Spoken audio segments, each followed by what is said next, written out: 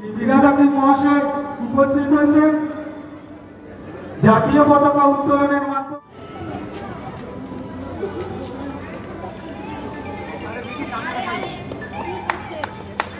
জাতীয় পতাকা উত্তোলনের মাধ্যমে একটা পিরামিড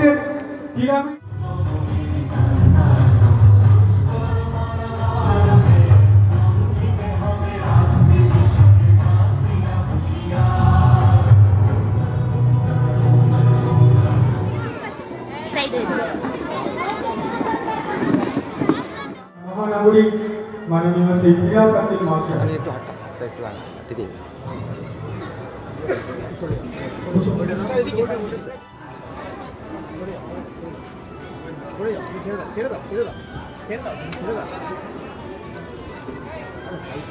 বলো তো